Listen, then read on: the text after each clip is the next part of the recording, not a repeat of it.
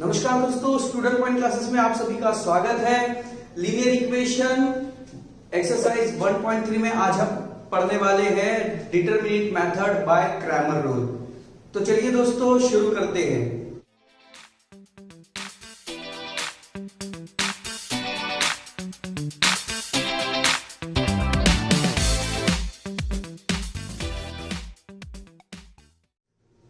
दोस्तों अगर आपने हमारे चैनल को अभी तक सब्सक्राइब नहीं किया है तो नीचे जो बेल आइकॉन आपको दिखाई दे रहा है उस पर क्लिक कीजिए और चैनल को सब्सक्राइब कीजिए।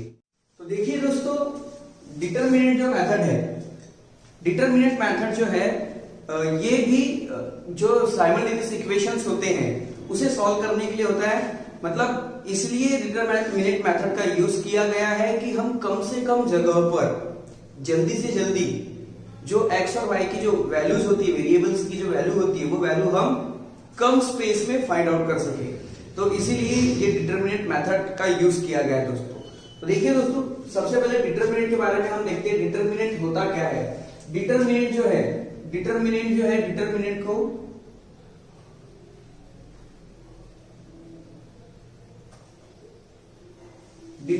को दोस्तों कैपिटल लेटर से शो किया जाता है, A B C D up to Z।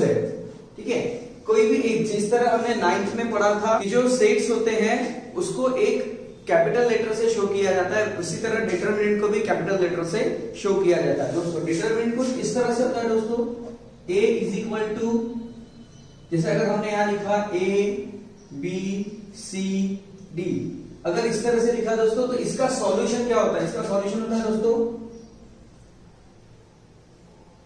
A into D minus B into C, यही इसका सॉल्यूशन होता है दोस्तों। और हमेशा हमें जब भी डिटरमिनेंट सॉल्व करने हैं या फिर डिटरमिनेंट से वैल्यू को बाहर लिखना है तो एक बात ध्यान में रखना है, एडी का मल्टीप्लाई पहले माइनस बीसी का मल्टीप्लाई बाद में। अगर आप पहले बीसी कर देते हैं फिर माइनस, तो माइनस चेंज हो जाएगा दोस्तों, दूसरी वैल्यू में माइनस लग जाएगा और हमारा आंसर यहां पर गलत हो जाएगा। इसलिए हमेशा हमें ध्यान में रखना है कि पहले एडी मल्टीप्लाई बाय बीसी, ये पैटर्न हमें ध्यान में रखना है दोस्तों। तो दोस्तों डिटरमिनेंट मेथड का जो यूज था वो सबसे पहले हमें बताया था स्विस गैब्रियल क्रैमर। दोस्तों स्विस गैब्रियल क्रैमर ने इस मेथड का सबसे पहले इन्वेंशन किया था, इसका यूज इन्होंने बताया था और तब से इस मेथड को क्रैमर्स रूल से जाना जाता है। ठीक है, उनके ऑनर में इस मेथड का नाम दिया गया है दोस्तों। तो क्रैमर रूल में होता क्या है? क्रैमर रूल में इक्वेशंस होती है दोस्तों, जैसे हमने इक्वेशंस देखी थी ax plus by is equal to c. ठीक है, इसी इक्वेशंस को लेकर क्रैमर से हमें नया मेथड बताया था और उसके लिए दो इक्वेशन की जरूरत होती है। वो होती है a1x plus b1y is equal to c1 और एक इक्वेशन की जरूरत होती है जो है a2x plus b2y is equal to c2।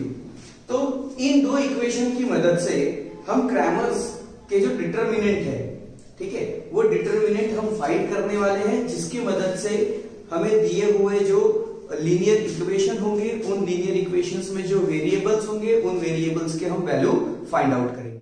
तो चलिए अब हम क्रैमर रूल को प्रूव करते हैं। मैंने यहाँ पर क्रैमर रूल्स के प्रूफ के लिए जो इक्वेशंस की जरूरत है हमें, वो इक्वेशन मैंने यहाँ पर लिख ली है। अब इस इक्वेशन के थ्रू हम क्रैमर रूल को जो है वो प्रूफ करने वाले हैं। तो चलिए देखते हैं कैसे करना है दोस्तों। इसको प्रूफ करना जो है बहुत इजी है। कैसे? जैसे जो हमने साइमल्टेनियस इक्वेशन सॉल्व की थी एज इट इज वैसे ही इसे प्रूव करना है। साइमल्टेनियस इक्वेशन में भी नंबर्स वेरिएबल, नंबर वेरिएबल और नंबर्स होता था, इसमें भी वैसे ही नंबर वेरिएबल और नंबर। इसका मतलब यहाँ पर a b और c जो है ये रियल नंबर होंगे, x और y जो है ये वेरिएबल है। तो चलो इसको सॉल्व करते हैं। सॉल्यूशन गिवन इक्वेशन, जो हमें इक्वेशन दी है वो है a1x plus b1y is equal to c1, a2x plus b2y is equal to c2। तो देखिए ये दो इक्वेशन हमें दी हुई है, ठीक है। इन दोनों इक्वेशन को, इसको ले लेते इक्वेशन नंबर 1, इसके नाम दे देते इक्वेशन नंबर 2। अब यहां पर क्या करना है, देखिए हमें यहां पर जो देखिए, यहां पर जैसे हमने साइमल्टेनियस इक्वेशन में क्या करते थे, एक एग्जांपल देते हैं यहां पर, जैसे 2x plus 3y is equal to 4, 3x plus 4y is equal to 6। तो देखिए यहां पर जो है, यहाँ 2 है, यहाँ 3 है, ये सेम नहीं है, यहाँ पे 3 है, यहाँ 4 है, ये भी सेम नहीं है। तो करना क्या होता है, इस पूरे इक्वेशन में जैसे मुझे x की वैल्यू को हटाना है और मुझे y की वैल्यू निकालनी है, तो करना क्या होगा, मुझे इस 3 से पूरे इक्वेशन में मल्टीप्लाई करना होगा। तो चलिए 3 का मल्टीप्लाई कर देते हैं और इस सेकंड वाली इक्वेशन में फर्स्ट वाली इक्वेशन के 2 का मल्टीप्लाई करना होगा। तो होगा क्या, यहाँ पर 3 2 जा 6, 3 3 जा 9 और 3 4 जा यहाँ 12 हो जाएगा। इधर क्या होगा, 3 2 जा 6, 2 4 जा 8 एंड 2 6 जा 12। तो देखो यहां पर क्या हुआ है, ये जो दोनों वैल्यू ये इक्वल हो गई। तो हमें बस यही स्ट्रेटजी का यूज करना है और इसी की मदद से हमें इनको इक्वल लेके आना है। तो अगर हमें x की वैल्यू निकालनी है तो हमें y इक्वल करना होगा और y की वैल्यू निकालनी है तो x वाले इक्वल करने होंगे। तो चलो हम सबसे पहले x की वैल्यू को यहाँ पर फाइंड आउट करते हैं। तो उसके लिए क्या करना होगा, दोस्तों यहाँ दिया हुआ b1, तो करेंगे क्या हम इसमें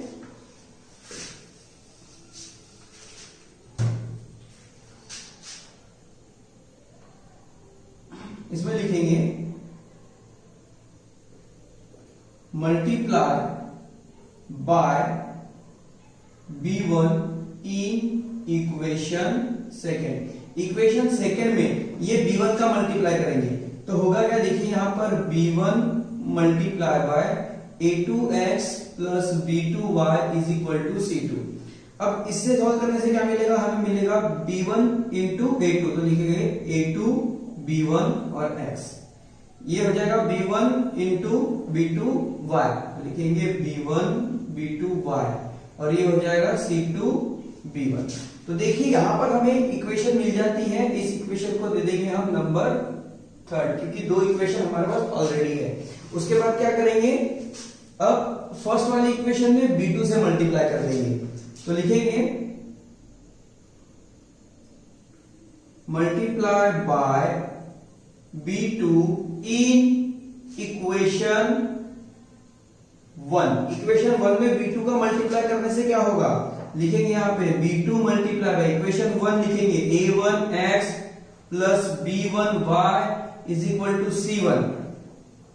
तो इससे क्या हो जाएगा, ये हो जाएगा a1 into b2x plus b1 into b2y is equal to c1 into b2। इस तरह से ये हमें यहाँ पर फोर्थ इक्वेशन मिल जाएगी। तो देखिए यहाँ पर हमें थर्ड इक्वेशन और फोर्थ, ये दो नई इक्वेशन मिली है। अब थर्ड और फोर्थ का यूज करके, जैसे हम साइमल्टेनियस इक्वेशन में सॉल्व करते थे वैसे ही सॉल्व करेंगे। तो यहाँ पर देखिए लिखेंगे, अब देखिए यहाँ पर कैसा है, यहाँ पे कहीं पर भी ना यहाँ पर माइनस का साइन है ना यहीं पर। तो हमें क्या करना होगा, अगर हमें एक वैल्यू को यहां से हटाना है तो सबट्रैक्शन करना होगा, ठीक है। तो लिखेंगे यहां पर subtract equation 4 from third. Fourth equation को थर्ड इक्वेशन से हम यहां पर माइनस करने वाले हैं। तो हमारी थर्ड इक्वेशन है a2 b1x plus b1 b2y is equal to c2 b1 is equal to c2 b1। ये है हमारी थर्ड इक्वेशन। फोर्थ इक्वेशन है a1 b2x, फिर है b1 b2y, फिर है c1 b2। देखिए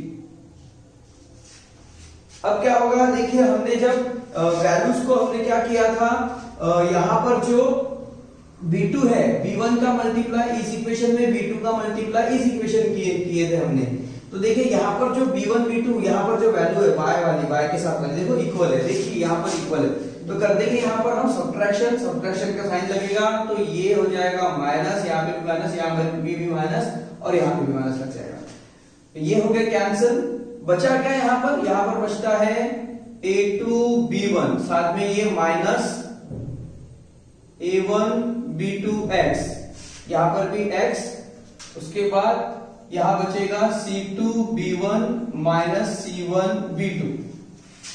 अब देखो यहां पर दोनों में कॉमन क्या है, यहां पर भी x है, यहां पर भी x है, तो क्या करेंगे a2 b1 minus a1 b2, इसमें से x को कॉमन कर देंगे और ये जैसा का वैसा लिख लेंगे अभी c2 b1 minus c1 b2, क्योंकि इसमें कुछ भी कॉमन नहीं है। अब यहां पर क्या होगा, x को यही रख देंगे और ये आ गया c2 b1 minus c1 b2, upon में इस वैल्यू को अपॉन में डाल देंगे तो आ जाएगा a2 b1 minus a1 b2। तो देखिए दोस्तों यहां से हमें इस प्रकार से x की वैल्यू यहां पर फाइंड आउट हो जाती है। तो अब ऐसे ही हमें y की वैल्यू फाइंड करनी है। एक्चुअली साइमल्टेनियस इक्वेशन में हम क्या करते थे, x की वैल्यू को y की वैल्यू में पुट अप कर देते थे, फिर हमें x की वैल्यू जो है अगली इक्वेशन में पुट अप कर देते थे तो हमें y की वैल्यू मिलती थी। ठीक है, कुछ इस तरह से होता था। इसमें भी होता है, इसमें भी अगर हम किसी भी एक इक्वेशन में अगर हम x की वैल्यू रख दें तो ये भी सॉल्व हो जाएगा और हमें y की वैल्यू मिल जाएगी, पर वो कैसा है, वो बहुत लेंथी हो जाएगा, बहुत लंबा हो जाएगा और उसका सॉल्यूशन भी इससे थोड़ा सा डिफिकल्ट जाएगा।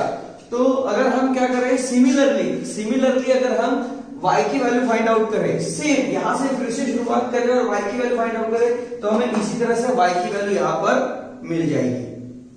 तो चलिए अब हम इसके बाद y की वैल्यू यहां पर फाइंड करते हैं। अगर आप तो इसे लिखना चाहते हैं तो प्लीज टेक योर स्क्रीनशॉट। तो चलिए दोस्तों, जो x की वैल्यू थी वो यहाँ पे हमने रख ली है, अब हम y की वैल्यू लेकर आएंगे सेम प्रोसीजर से। एक्चुअली देखो कैसा होता है, x की वैल्यू इक्वेशन में पुट अप करने के बाद y की वैल्यू मिलती है, इसमें भी होता है, इसमें भी कर सकते हैं, पर अगर आप उस वे से जाएंगे ना तो वो बहुत ज्यादा थोड़ा सा आपके लिए थोड़ा डिफिकल्ट हो जाएगा, इसलिए सिंपली वे से चलेंगे। अगर हम यही प्रोसीजर वापस y के लिए करें ना तो हमें वो जो मेथड कर रहे हैं वो हमें रिकॉल भी हो जाएगी और ज्यादा अच्छे से ध्यान में रहेगी। तो सेम प्रोसीजर इसके लिए भी हम करेंगे। अब क्या करेंगे दोस्तों, इस इक्वेशन में यहां पर जैसे हमने पहली बार b1 का मल्टीप्लाई पूरे इक्वेशन में किया था, हमें तीसरी इक्वेशन मिली थी, b2 का मल्टीप्लाई इस इक्वेशन में करेंगे तो हमें इक्वेशन मिलेगी। अभी हमें क्या करना है, सिमिलरली हमें y की वैल्यू रखनी है। तो इसे सॉल्व करने से पहले हम यहां पर क्या लिखेंगे, अब आगे लिखेंगे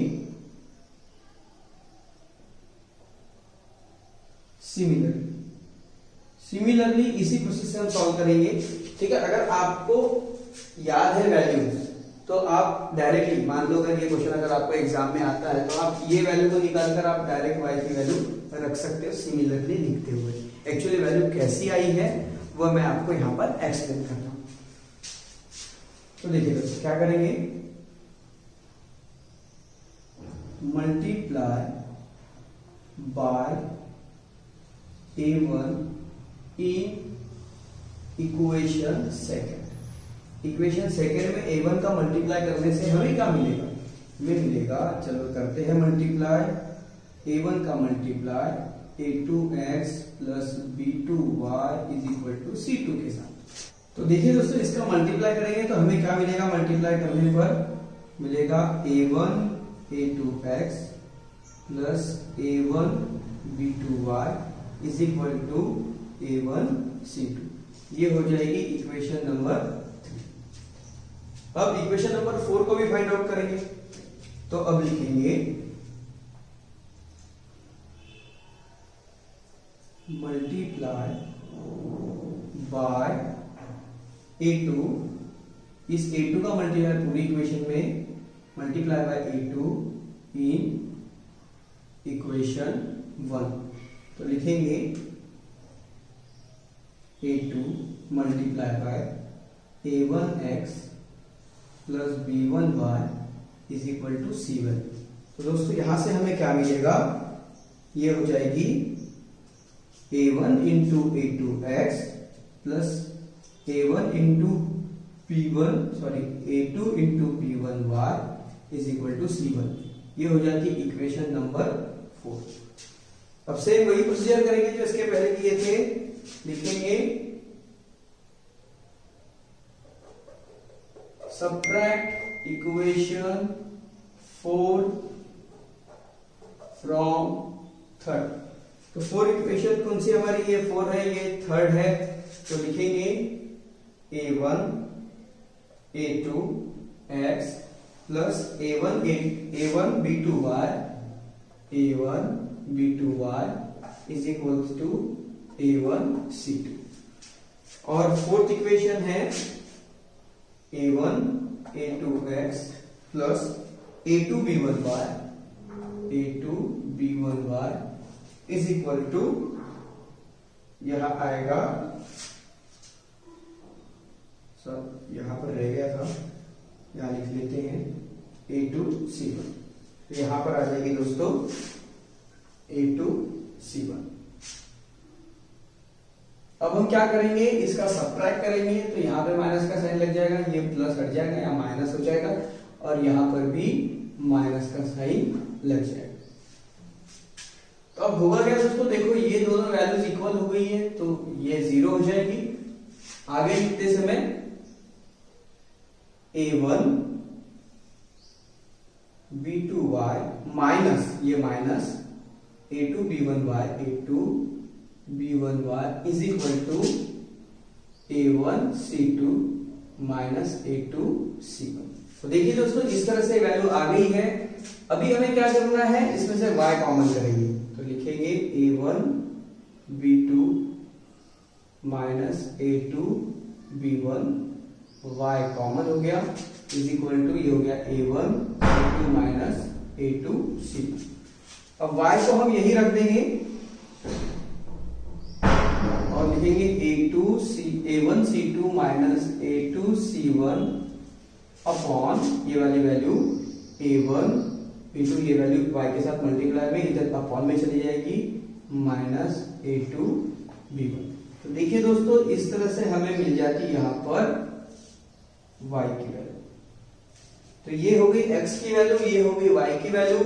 दोनों वैल्यू हम साथ में लिख लेंगे, ठीक है, या फिर नहीं भी लिखेंगे। तो अभी तो आपने, अभी कैसा ये क्वेश्चन अभी पूरा सॉल्व नहीं हुआ है, इसके बाद आगे और है। तो अगर आप लिखना चाहते हैं तो टेक स्क्रीनशॉट, इसके बाद करते हैं इसके नेक्स्ट मतलब आगे का क्वेश्चन।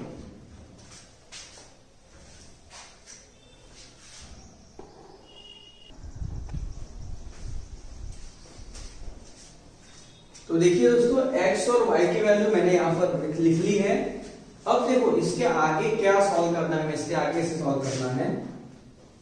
यहां पर देखो सबसे पहले अभी हम क्या करेंगे, मैंने सबसे पहले आपको डिटरमिनेंट के बारे में बताया था कि डिटरमिनेंट जो होता है उसके अंदर नंबर्स होते हैं ऐसे a b c d, और ये जब बाहर निकलते हैं, ये जब बाहर निकलते हैं तो हो जाता है AD इंटू BC। AD का मल्टीप्लाई माइनस BC का मल्टीप्लाई, इस तरह से लिखा है। अब इसी बात को ध्यान में रखेंगे। अब हम क्या करेंगे, यहां से उल्टा जाएंगे। मतलब देखो अभी ये जो चीजें देखो दोस्तों, AD है, AD माइनस BC, वैसे यहां पर है CB माइनस C, ठीक है। मतलब जैसे C1 B2 minus C2 B1 इस तरह से दिया हुआ। तो इसको कैसे लिखेंगे, ये चेंज हो जाएगा इसमें, ये हो जाएगा चेंज इसमें। यहां पर CB देखो जैसे AD, इसको हम ऐसे लिखेंगे, कंपेयर करेंगे। देखो हमें ध्यान में होना चाहिए, जैसे यहां पर A है तो ये AD कैसा था, AD क्रॉस AD, तो यहां पर आ जाएगा ये C और यहां पे B2। सिंपल है दोस्तों, आप डायरेक्ट भी लिख सकते हो, C1 C2 और B1 B2 ऐसे भी लिख सकते हैं, ये डायरेक्ट लिख सकते हैं ऐसे सिंपल। देखिए अब यहां पर आ जाएंगे, इसमें भी वही करना है, A1 A2 B1 B2। देख लो, अभी भी हम देख लीजिए दोस्तों, A1 इंटू B2 ठीक है, B1 इंटू A2 यहां पर है, देखो आपस में दोनों का मल्टीप्लाई। तो इस तरह से इधर करना। अब ये हो गया x के लिए। अब चलते हैं y की तरफ। y में भी ऐसा ही आएगा,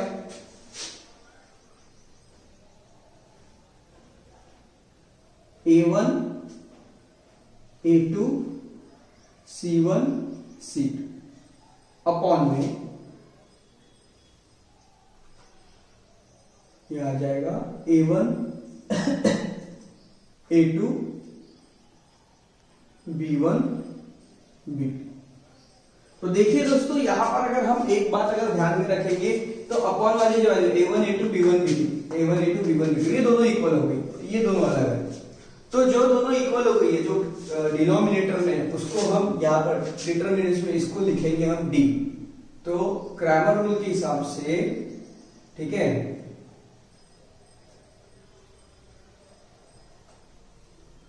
bye Cramer's rule, Cramer rule के हिसाब से d इज इक्वल टू लिख देंगे ये वाली value A1 A2 B1 B2। और अभी हमें x लिखना है, तो x को क्या लिखते हैं दोस्तों, ये डिस्क्रिमिनेंट है ना, डिस्क्रिमिनेंट। तो ये डिस्क्रिमिनेंट का d फॉर डिस्क्रिमिनेंट, और ये डिस्क्रिमिनेंट ऑफ x, तो इसको हम x लेंगे क्योंकि ये x की वैल्यू निकली है, ठीक है। तो लिखेंगे dx लिखेंगे C1 C2 B1 B2। और उसके बाद निकली दोस्तों हमारे पास y, ठीक है। तो लिखेंगे dy is equal to A1 A2 C1 C2। तो ये थी दोस्तों क्रैमर रूल की वैल्यूज, ये d की वैल्यू, ये dx की वैल्यू और ये dy की वैल्यू। और अब इन वैल्यू की मदद से हम हमारी एक्सरसाइज 1.3 सॉल्व करने वाले हैं। तो ये था 1.3 एक्सरसाइज का पूरी तरह से इंट्रोडक्शन, और इस तरह से हमें क्रैमर रूल्स को प्रूफ करना था। कई बार दोस्तों आ भी सकता है क्वेश्चन में, देखो दोस्तों ये आपके एक्सरसाइज का क्वेश्चन नहीं है, पर सारी एक्सरसाइज आपके बुक से मतलब इसी से रिलेटेड है। और बुक्स में एक्सरसाइज के पहले जो थ्योरी दी होती है और जो सॉल्यूशंस दिए होते हैं उसे आप जरूर पढ़िए दोस्तों। उसी के अंदर सारी चीजें छुपी होती है कि हमें नेक्स्ट चीज कैसे सॉल्व करनी है, ठीक है। तो चलिए दोस्तों, अब हम आगे सॉल्व करते हैं एक्सरसाइज के कुछ। तो दोस्तों एक्सरसाइज नंबर 1.3 शुरू करने के पहले हमें यहाँ पर याद रखना होगा कि क्रैमर्स रूल की जो वैल्यू है, d की वैल्यू है, dx की वैल्यू है और dy की वैल्यू है, इसकी सीक्वेंस याद रखनी पड़ेगी कि एक्चुअली यहाँ पर जो है a b c a1 b1 c1 a2 b2 c2 जो है इनको किस तरह से हमें रखना है। अगर ये हमें याद है तो हमारा आंसर ओके है, अगर नहीं है तो फिर आंसर्स में दिक्कत आएगी, प्रॉब्लम आएगी, आंसर गलत हो जाएगी। तो इसकी सीक्वेंस देखो याद रखना बहुत इजी है। जब भी इक्वेशन लिखी रहेगी तो इस एक पहली इक्वेशन मैंने कहा a1, दूसरे फिर रहेगा b1 और फिर रहेगा c1, दूसरी इक्वेशन में रहेगा a2 b2 c2। हमें सीक्वेंस कैसे याद रखनी है, हमें देखो ऐसे याद रखना है। पहले लिखना है ab, फिर याद रखना है AB और उसके बाद CB और याद रखना है AC। ये चीजें याद रखिए दोस्तों, AB CB AC। क्या याद रखना है, AB CB AC। AB CB AC अगर आपने याद रख लिया तो इससे आप बना दोगे AB मतलब ये A और B, तो लिखेंगे A1 A2 B1 B2। दोस्तों ये हो गया आपका D। dx लेना है तो क्या करना पड़ेगा, CB मतलब C1 C2 B1 B2। और हमें dy याद रखना है तो क्या करना पड़ेगा, AC मतलब A1 A2 C1 C2। इतना सिंपल है दोस्तों, बस ये जो सीक्वेंस है ये हमें याद होनी चाहिए। अगर ये आपको सीक्वेंस याद है तो आपकी पूरी एक्सरसाइज एकदम ओके। तो चलिए फिर शुरू करते हैं। तो फ्रेंड्स एक्सरसाइज नंबर 1.3 का पहला क्वेश्चन दिया हुआ है, fill in the blank with correct number. देखिए दोस्तों ये डिस्क्रिमिनेंट है और ये जो एक्टिविटी हमें पूरी करनी है। तो हमने देखा था, हमने क्या देखा था भाई, अगर यहाँ पर ए बी सी डी ऐसा रहा तो हम लिखते हैं A B A into D minus B into C, ऐसे लिखते हैं। तो यहाँ पर हो जाएगा, जैसे अगर हम इसको मान लें, इसको ए बी सी डी मान लें, तो ये हो गया ये ए डी, मतलब 3 इंटू यहाँ पे आएगा 3 मल्टीप्लाई बाय 5, तो ये ठीक है, ये दोनों चीजें हो गई। उसके बाद यहाँ पर 4 दिया हुआ है, यहाँ पर आ जाएगा 2, और फिर 3 5 यहाँ आ जाएगा 15, 4 2 ये 8 है, माइनस साइन लगा हुआ है, और 15 माइनस 8 होता है दोस्तों 7। तो यहां पर जो हमारा आंसर है, हमारा आंसर है आंसर 3 3 4 2 5 इज इक्वल टू, ये हो गया हमारा आंसर। इसका आंसर यहाँ पे इसकी वैल्यू हो गई 7। तो इस तरह से दोस्तों इस क्वेश्चन को सॉल्व करना था। अगर आप इसे लिखना चाहते हैं, टेक अ स्क्रीनशॉट, फिर हम करते हैं क्वेश्चन नंबर 2। तो चलिए दोस्तों, अब हम क्वेश्चन नंबर 2 सॉल्व करते हैं। क्वेश्चन नंबर 2 में जो डिटरमिनेंट है वो हमें सॉल्व करने हैं। सॉल्यूशन -1 2 7 4। कैसे सॉल्व करते हैं? इन दोनों का मल्टीप्लाई, पहले -1 मल्टीप्लाई बाय 4, फिर माइनस का साइन, फिर 7 multiply by 2 is equal to, अब क्या हो जाएगा दोस्तों, 4 इंटू -1 -4 माइनस, ये हो जाएगा 7 2 14, इससे हमारा आंसर आएगा -18। तो देखो यहां पर हमें आंसर मिल गया दोस्तों, आंसर इज इक्वल टू -18। इसके बाद दोस्तों इसे सॉल्व करेंगे। Solution 5 -7 3 0 determination. इसे कैसे सॉल्व करेंगे दोस्तों? वैसे ही 5 मल्टीप्लाई बाय 0 माइनस 3 इंटू -7। यहाँ पे दो साइन एक साथ नहीं रह सकते, इसलिए यहाँ पर एक साइन में ब्रैकेट लगाना पड़ता है, क्योंकि इनके बीच में मल्टीप्लाई है। तो ये हो गया 5 इंटू 0 0 माइनस 7 3 हो जाएगा 21, सॉरी ये माइनस माइनस प्लस हो जाएंगे। तो ये आंसर हो गया दोस्तों हमारे पास, आंसर इज इक्वल टू +21। उसके बाद चलिए दोस्तों थर्ड क्वेश्चन सॉल्व करते हैं। थर्ड क्वेश्चन देखिए दोस्तों, कई बार ऐसा होता है स्टूडेंट्स जो होते हैं वो क्वेश्चन देखकर ही डर जाते हैं, ठीक है? तो आपको डरना नहीं है, क्वेश्चन जो है यहाँ पर बिल्कुल इजी है। ये बस आप फॉलो कीजिए मेथड को, वो अपने आप सॉल्व हो जाएगा, क्योंकि बेसिक्स हमने सीखा है।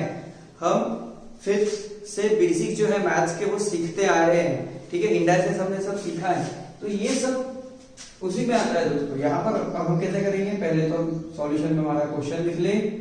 7/3 5/3 3/2 1/2 इज इक्वल टू, क्या हो जाएगा दोस्तों, पहले इन दोनों का मल्टीप्लाई, तो लिखेंगे 7 3 मल्टीप्लाई बाय 1/2, फिर लग जाएगा दोस्तों माइनस, फिर इन दोनों का मल्टीप्लाई, तो लिखेंगे 5/3 मल्टीप्लाई बाय 3/2। अब क्या करेंगे दोस्तों, पहले ऊपर वाले नंबर का मल्टीप्लाई कर देंगे, ये बीच में मल्टीप्लाई है, तो 7 1 जा 7 3 2 जा 6 माइनस 5 3 जा 15 3 2 जा 6।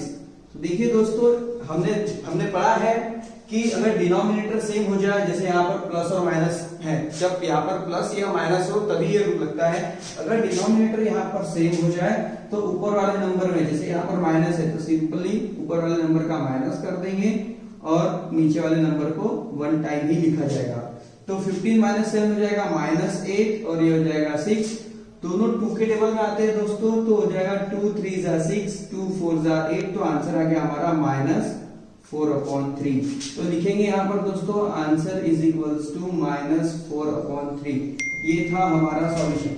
देखिए दोस्तों तीनों क्वेश्चन यहाँ पे सॉल्व हो गए हैं। अगर आप इसे लिखना चाहते हैं तो प्लीज टेक अ स्क्रीनशॉट।